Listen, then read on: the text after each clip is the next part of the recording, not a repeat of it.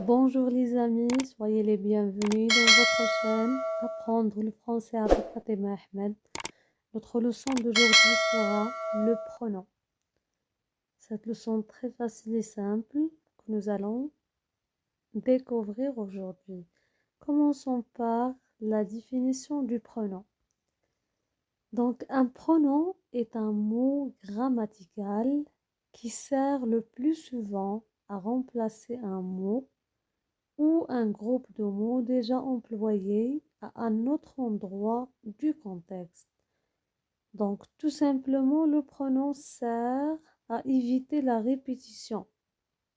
D'accord? Il sert à éviter la répétition. Par exemple, j'ai un oiseau, il est coloré.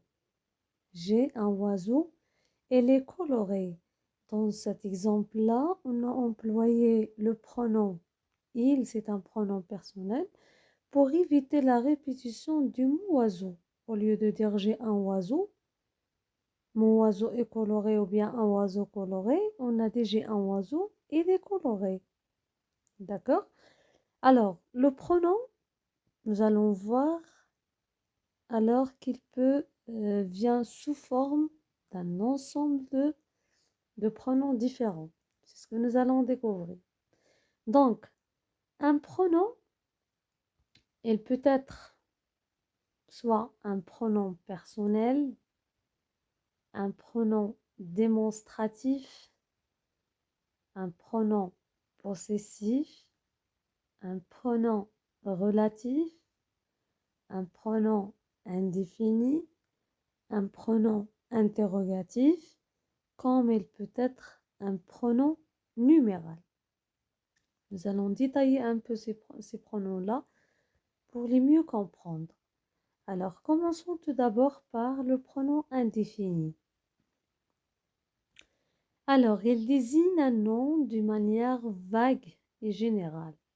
Il désigne un nom de manière vague et générale.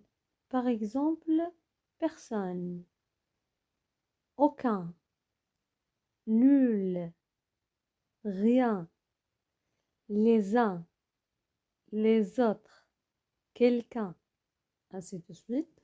Donc, tous ces pronoms-là sont indéfinis. Ils sont indéfinis. Alors, puis, on a le pronom interrogatif. Le pronom interrogatif, pardon, il est utilisé pour poser des questions. D'accord? Il vient du mot interrogation, s'interroger. Exemple, qui? Que? Quoi? Lequel? Lesquels? Laquelle? D'accord? Et j'ai pas terminé. Chaque fois, regardez, après la virgule, j'ajoute, etc. Donc, il y en a d'autres. Ça, c'est pour les pronoms interrogatifs. Et je répète qu'on utilise pour poser 10 questions. Puis, on a le pronom numéral. Alors, le pronom numéral, il sert à exprimer une quantité. Il sert à exprimer une quantité. Donc, il vient du numéro. Numéral, numéro, par exemple, 1, 2, 3, 4, 10, 100, les deux, etc. Alors, jusqu'à présent, on a parlé de 3 pronoms. Pardon. Alors, on a le pronom indéfini, on a le pronom interrogatif, on a le pronom numéral. Nous allons voir les autres. C'est très facile. Voilà. Alors, donc, maintenant, nous allons voir le pronom personnel. Le pronom personnel, il représente la personne qui parle ou bien à qui l'on parle ou de qui l'on parle. Qui parle ou bien à qui l'on parle et on a aussi de qui on parle. D'accord? Alors, on a les pronoms personnels que vous connaissez tous.